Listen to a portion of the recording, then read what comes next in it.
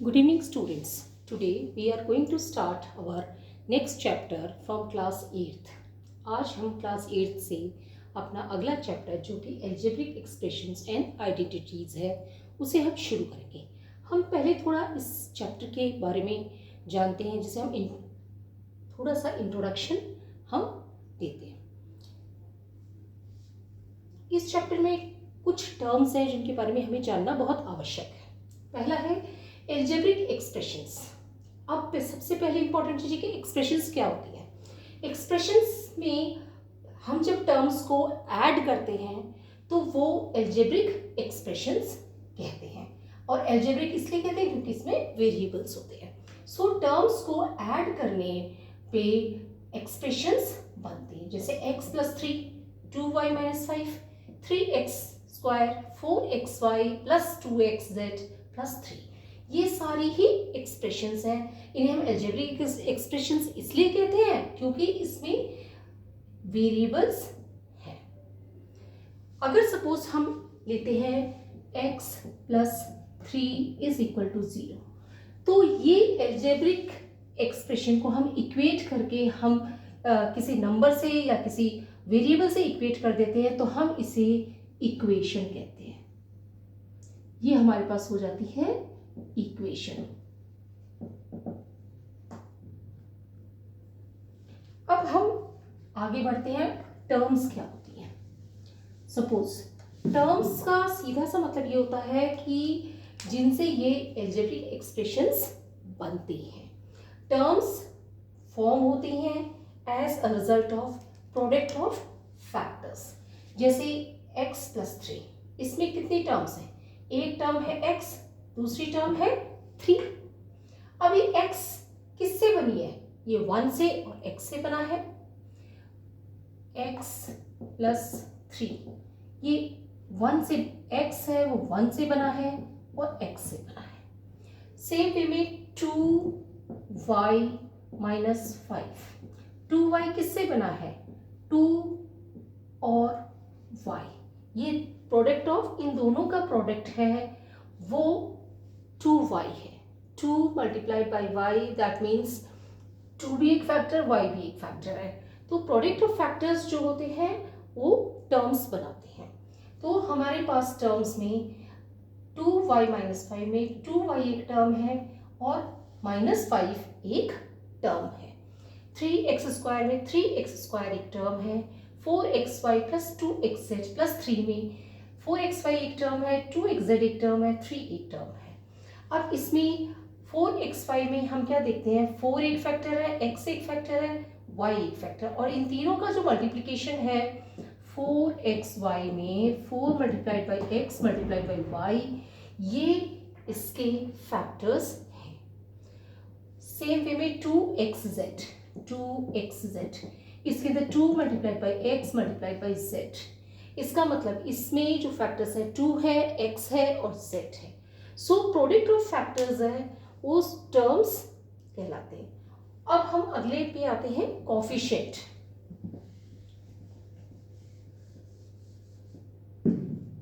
Coefficient होती है numerical value किसी भी टर्म की। सपोज x + 3, इसमें वेरिएबल है x, इसकी न्यूमेरिकल वैल्यू है 1, तो यहाँ पे 1 है, वो कोफिशिएंट हो गया x का। 2y - 5, 2y - 5 के अंदर 2y - 5 के अंदर y की न्यूमेरिकल वैल्यू है 2, तो 2 यहाँ पे कोफिशिएंट हो जाएगा। 3x² के अंदर x² की न्यूमेरिकल वैल्यू 3 है, इसलिए 3 यहाँ पे कोफिशिएंट हो जाएगा। 4xy + 2xz + 3 के अंदर xy की न्यूमेरिकल वैल्यू है 4, तो 4 यहाँ पे कोफिशिएंट हो जाएगा। 2xz, इसके अंदर 2 न्यूमेरिकल वैल्यू है, इसलिए 2 यहाँ पे कोफिशिएंट हो जाएगा।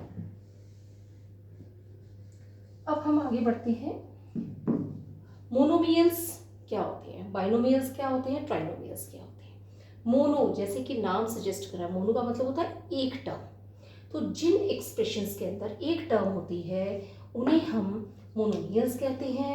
जिन एक्सप्रेशंस के अंदर दो टर्म्स होती हैं उन्हें हम बाइनोमियल्स कहते हैं, और जिन एक्सप्रेशंस के अंदर 3 टर्म्स होती हैं उन्हें हम ट्राइनोमियल्स कहते हैं। अब हम ऊपर की एग्जांपल से देखते हैं कि कौन मोनोमियल है, कौन बाइनोमियल है, कौन ट्राइनोमियल है। x प्लस जेड, इसमें दो टर्म्स हैं तो ये बाइनोमियल हो गया, x प्लस 3। अब 2y माइनस 5, इसमें भी दो टर्म्स है, 2y एंड माइनस 5, तो ये भी बाइनोमियल हो गया। अब 3x स्क्वायर, इसमें एक ही टर्म है तो ये हो जाएगा मोनोमियल। अब trinomial, 4xy plus 3xz plus 3, एक टर्म 4xy, एक 2xz, एक 3, तो ये हो जाएगा ट्राइनोमियल। तो हमारे पास आ गया 4xy प्लस 2xz प्लस 3, ये ट्राइनोमियल हो गया। अब पॉलिनोमियल, पॉलिनोमियल के अंदर ये तीनों चीजें आ जाएंगी, मोनोमियल भी आ जाएगा, बाइनोमियल भी आ जाएगा, ट्राइनोमियल भी आ जाएगा। पॉलिनोमियल के अंदर 2-3 कंडीशंस को हमें सेटिस्फाई करना पड़ता है। पहला होता है कि एक या एक से अधिक टर्म्स होंगी, तो हम देखते हैं कि मोनोमियल, बाइनोमियल, ट्राइनोमियल में एक या एक से अधिक टर्म्स हैं, और हो सकता है 4 टर्म भी हो, 5 टर्म भी हो, 6 टर्म भी हो, कितनी भी टर्म्स हो सकती हैं। दूसरी कंडीशन होती है कि नॉन जीरो कोफिशिएंट होना चाहिए, सिर्फ टर्म्स ही नहीं होने चाहिए, उनका कोफिशिएंट है वो भी जीरो नहीं होना चाहिए। तीसरी कंडीशन होती है कि जो वेरिएबल होता है ये, इसका जो पावर है वो नॉन नेगेटिव इंटीजर्स होने चाहिए। हम इस थोड़ा सा डिटेल में मैं समझाती हूँ आपको। सपोज मैंने एक एग्जांपल लिया, 2x, 3 under root of x, 5x 1/2, 3/x, 5x plus y, 2x plus y plus z। अब आप ये बताइए इसमें से पॉलिनोमियल्स कौन से हैं। हमने क्लियरली देखा कि 2x के अंदर एक टर्म है, इसके अंदर नॉन जीरो कोफिशिएंट है दैट इज 2 है, और तीसरी चीज इसमें जो x की पावर है वो 1 है, इसलिए ये पॉलिनोमियल है। 3 अंडर रूट x, इसका सीधा सा मतलब हो गया 3x/2। तो हमने क्या देखा कि यहाँ पे x की वैल्यू 1/2 है, यहाँ पे इसमें एक टर्म है, दूसरी कंडीशन नॉन जीरो कोफिशिएंट है, ये भी सही है, तीसरी कंडीशन सेटिस्फाई नहीं हो रही है, क्यों, जिसमें हम कहते हैं कि नॉन नेगेटिव इंटीजर होना चाहिए। मतलब ये एक्सपोनेंट्स के अंदर यहाँ पे जो वेरिएबल है इसके एक्सपोनेंट्स में 1/2 है, जो कि नॉन नेगेटिव इंटीजर नहीं है, ये एक तरीके से फ्रैक्शन है, इसलिए ये पॉलिनोमियल नहीं होगा, नॉट अ पॉलिनोमियल। अब 5x 1/2, यहाँ पे भी x की वैल्यू, वेरिएबल की वैल्यू 1/2 है, बाकी दो कंडीशन सेटिस्फाई हो रही हैं कि इसमें एक टर्म है, कोफिशिएंट नॉन जीरो है। तीसरी चीज़ ये है कि x की जो पावर है या जो x का जो एक्सपोनेंट है that is non negative integer होना चाहिए, बट ये यहाँ पे फ्रैक्शन के अंदर है, इसलिए ये भी एक पॉलिनोमियल नहीं है। 3 डिवाइडेड बाई x, इसका सीधा सा मतलब है इसको 3x माइनस 1/2 भी लिख सकते हैं।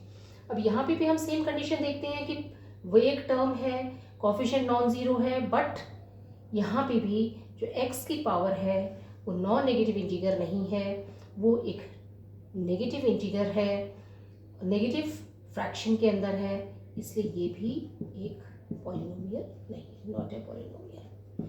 अब अपन देखते हैं 5xy, इसमें दो टर्म्स हैं, x की पावर 1 है, y की पावर भी 1 है, और इनकी कोफिशिएंट 5 है, यहाँ पे कोफिशिएंट 1 है, that is non zero coefficients है, तो ये एक पॉलिनोमियल है।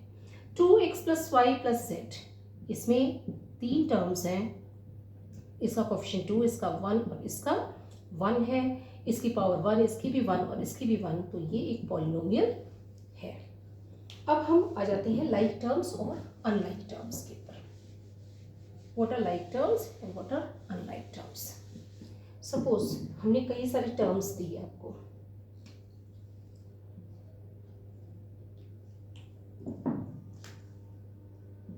2x 3y 4x 5x 10y 2x 3y 11y 2z 3z 2xy 3xz 2xz। अब हमें इसमें से आइडेंटिफाई करना है कि लाइक टर्म्स कौन सी हैं।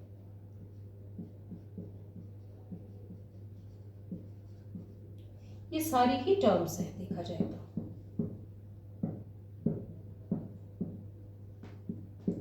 ये सारी ही टर्म्स हैं। तो लाइक टर्म्स कौन सी होंगी? लाइक टर्म्स वो टर्म्स होंगी जिनके अंदर सेम वेरिएबल होगा।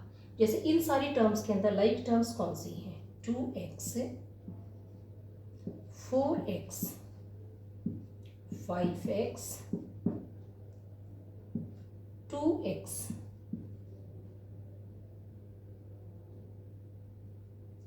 ये सारी लाइक टर्म्स हैं। और कौन कौन सी लाइक टर्म्स हैं? 3y 10y 3y